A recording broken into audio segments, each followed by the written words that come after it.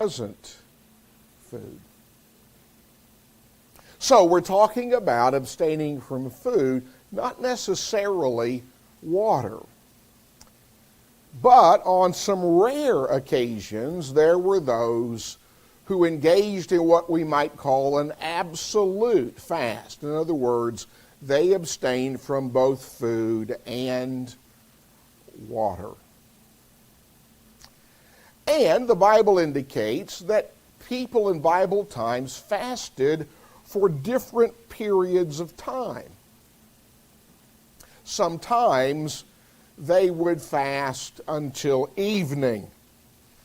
That was the case when Israel fasted at Bethel in the war that they had with the tribe of Benjamin.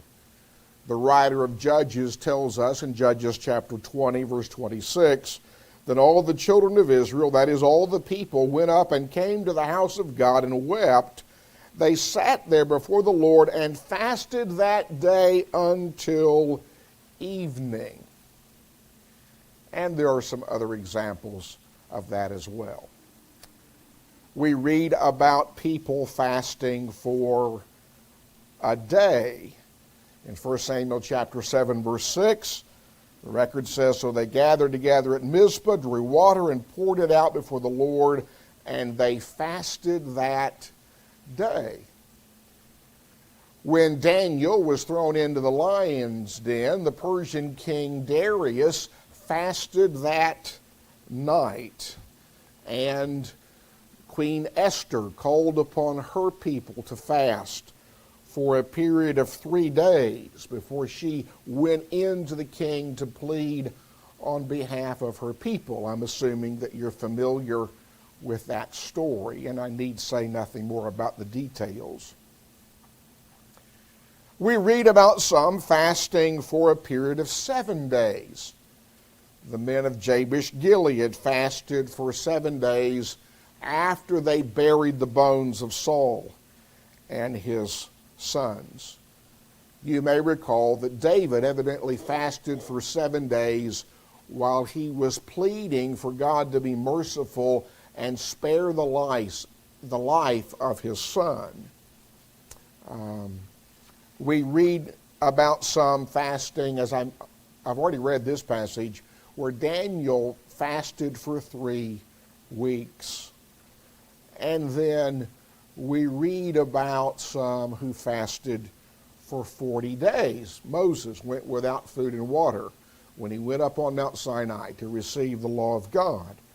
Elijah went without food for 40 days when he fled from Queen Jezebel, who had sworn to take his life. And of course, Jesus went without food for 40 days when he was tempted by Satan in the wilderness.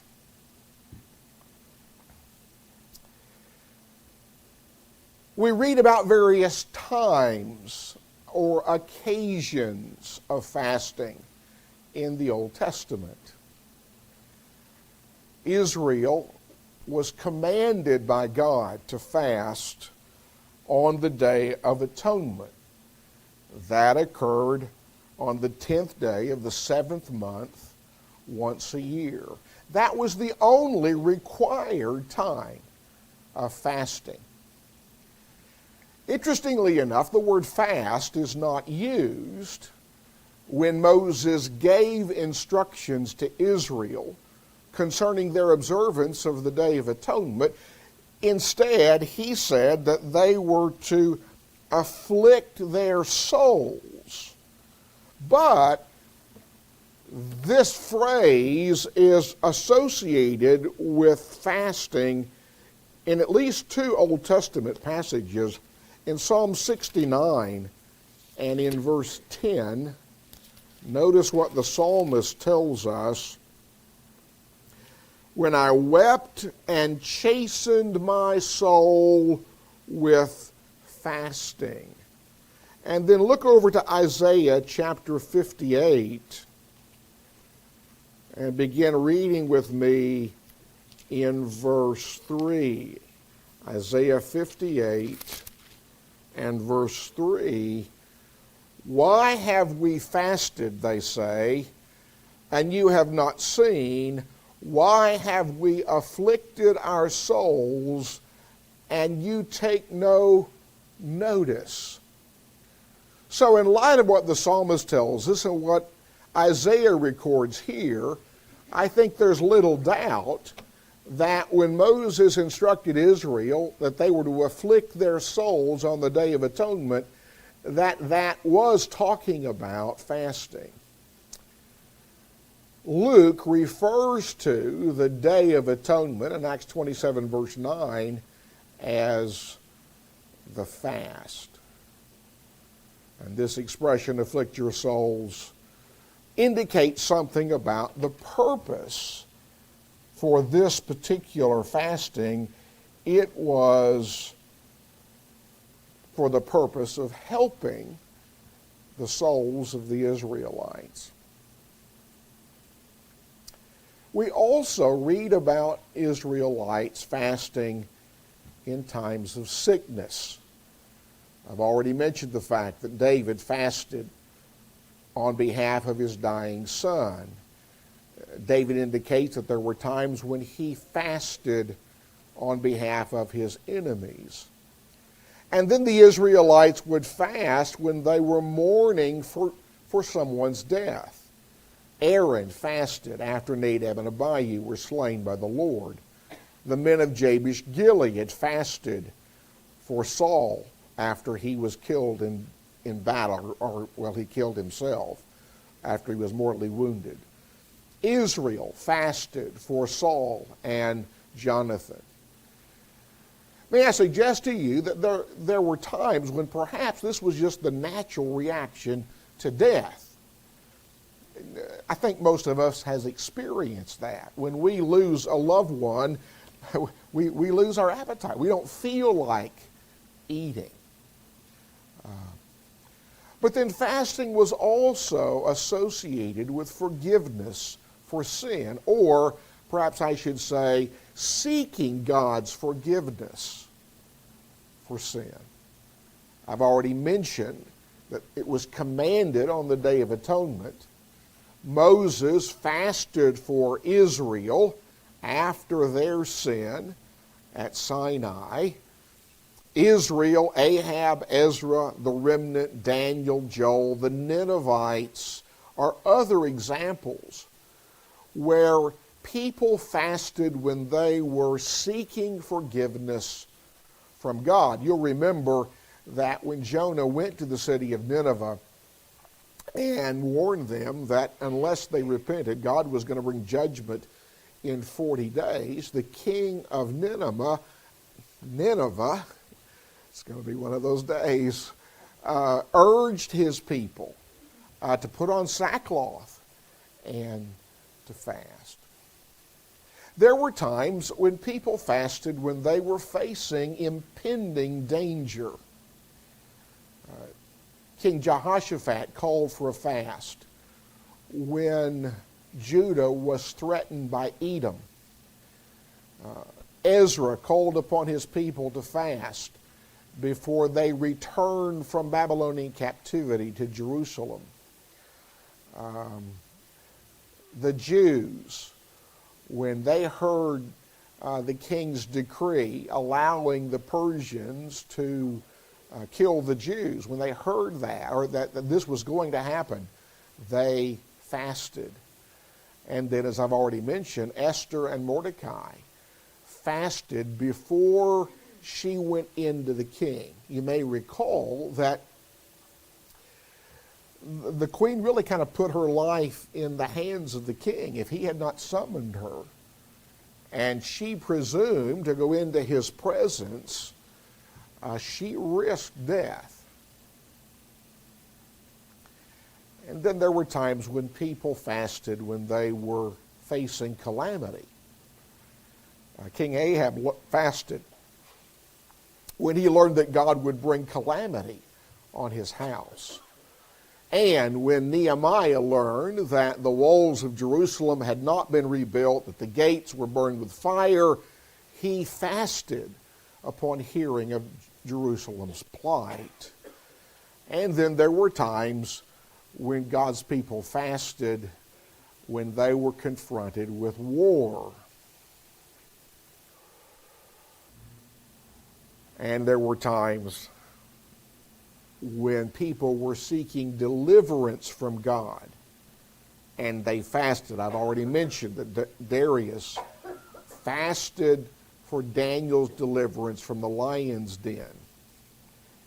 And it looks like I have repeated that point. I'll fess up, it wasn't my secretary's fault, it was mine. God's people also fasted to commemorate certain calamities that had already occurred. We read about a fast called on the 9th day of the 4th month, which commemorated the fall of Jerusalem when she fell to the Babylonians in 586. We read about a fast on the 10th day of the 5th month, which commemorated the burning of the temple. A fast on the 2nd day of the 7th month, which commemorated the murder of Gedaliah. And a fast on the 10th day of the 10th month to commemorate the beginning of the Babylonian siege of Jerusalem. And then Queen Esther instructed her people to fast on the 14th and 15th day of the month of Adar, which was the 12th month, and that was the Feast of Purim. When we come to the New Testament, we read about people fasting during the personal ministry of Jesus. Anna was a woman devoted to prayer and fasting in the temple. On one occasion, the Pharisees and the disciples of John came to Jesus with the question, why do we and the disciples of John fast and your disciples do not fast? Of course, as I've already mentioned, Jesus fasted during his time of temptation in the wilderness. If you remember the story of the Pharisee and the publican in Luke 18, he said that he fasted twice a week. That was on Monday and Thursday in Bible times, according to certain sources. We also read about Christians fasting after the church was established. After Jesus appeared to Saul on the road to Damascus and he was struck blind, he was led into the city of Damascus to await further instructions. He went without food. I can't remember if it says he also went without water as well. Cornelius, at least according to some manuscripts, was a man devoted to prayer and fasting. The oldest manuscripts do not mention fasting, just prayer in Acts 10 verse 30, but later manuscripts do. The prophets and the teachers in the church at Antioch fasted before Paul and Barnabas were sent out on the first missionary journey. And the churches established by Paul on that journey fasted before men were appointed to serve as elders in those churches. And then, of course, Paul fasted at times. Well, I realize that we covered that ground rather quickly and certainly didn't have time to look at all of the passages. But let me kind of summarize by emphasizing the fact that prayer or that fasting was commonly associated with prayer. I would say intense prayer. Fasting was associated with humility and mourning. There were times, as I've mentioned, that people fasted during times of sickness, either personal sickness or sickness that loved ones or others were experiencing. Fasting was associated with confession of sin. We read about that in Daniel chapter 9 and in Nehemiah chapter 9. The psalmist talks about chastening his soul with fasting. And there's one incident where prayer and fasting was associated with the casting out of a demon. Again, I have a question mark on this point because there's a textual variant. The oldest manuscripts just mention prayer. They do not mention fasting. But that's when Jesus came down from the Mount of Transfiguration. A father runs up to him, says, I brought my demon-possessed son to your disciples, and they couldn't cast him out. Remember that story? And Jesus says, this kind of demon only comes out by prayer, or prayer and fasting, according to some manuscripts. Paul instructs husbands and wives that they are to not neglect their marital obligations to one another in the sexual realm unless it's to devote themselves to prayer and fasting. As I've already mentioned, fasting was observed before Paul and Barnabas were sent out on the first missionary journey, before elders were appointed. Now, I've mentioned this to emphasize the fact that in Bible times, fasting was not practiced just routinely.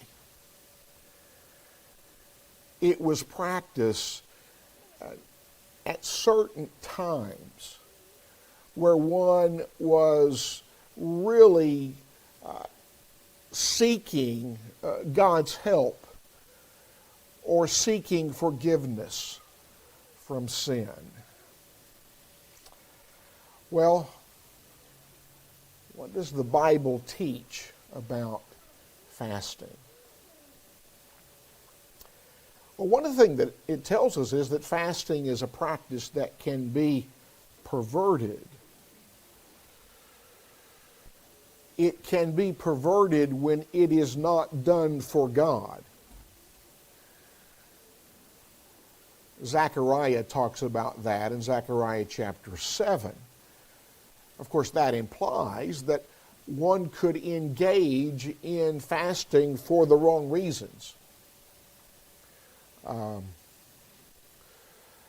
The prophets emphasized the fact that fasting was of no avail if it was not accompanied by righteous living. And Jesus emphasized that fasting was wrong when it was performed hypocritically for human praise. Jesus taught, as I'm sure you recall, when you're fasting, don't put on a sad face. You keep that quiet. You hide that. You don't engage in this to draw attention to yourself, to receive praise from men. And fasting is perverted when it is performed with a self-righteous, holier-than-thou kind of attitude. That was the attitude of the Pharisee in Luke 18 when compared to the tax collector. So we need to understand that fasting is something that can be perverted. We also need to notice that Jesus taught that fasting is not always appropriate.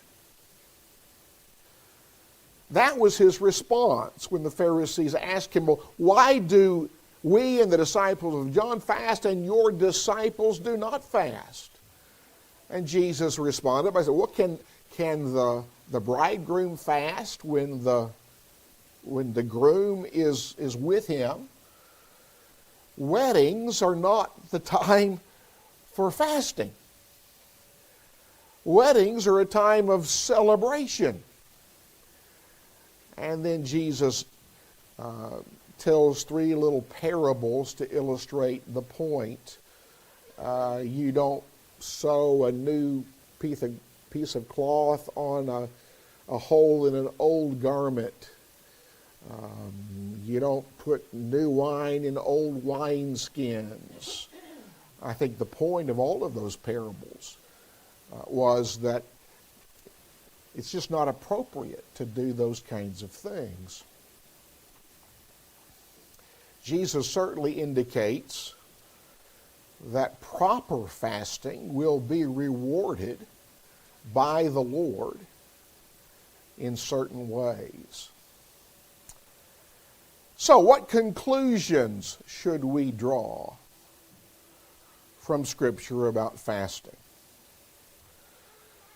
Well, I hope you can see from the things that I have said that fasting in the right way, with the right motive, is certainly right in the eyes of God. It's pleasing to Him. And fasting in the right way, with the right motive, can have value to us spiritually. But I think we need to realize that fasting is not something that we can bind on other people. It's never commanded by the Lord. And I don't think fasting should be used as a test of someone else's devotion. What benefits can be derived from fasting? Well, as I've already mentioned, it is commonly associated with prayer. And so I think fasting would intensify times of special prayers. Fasting can help us appreciate solemn occasions like the appointment of elders in a local church. As I've already mentioned, fasting is associated with humility. It can help us develop that quality.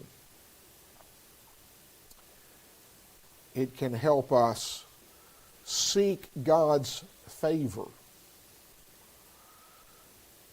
It can demonstrate, or perhaps I should say, help us develop self-control. And there may be unknown rewards or benefits to fasting that I've not mentioned. Well, I guess it's taken me a while to get to the question that everybody's interested in, and that is, should Christians fast today? As I've already said, Jesus does not command fasting. But Jesus assumed that Christians would fast. He said when the bridegroom is present, that's not the time to fast, but when the bridegroom goes away, I think he's alluding to his ascension to heaven, he says, my disciples will fast. And Jesus says that his disciples would fast in Matthew chapter 9, verse 14 and 15. And Jesus taught Christians how to fast. I've already alluded to that. Jesus says, don't make a big deal out of that. Don't make it obvious to other people that you're fasting. You, instead of putting on a sad face, you put a smile on your face. Fasting is something that is to be done secretly. It is something between a Christian and the Lord. And then, as I've already mentioned, first century Christians did fast. Should we fast today? Well, I think the answer is yes. I'll confess to you that I never have. That is not a compliment to me.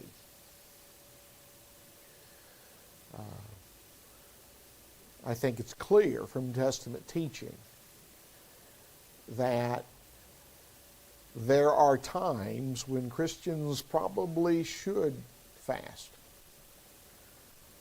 and that there are benefits to be gained from fasting. Well,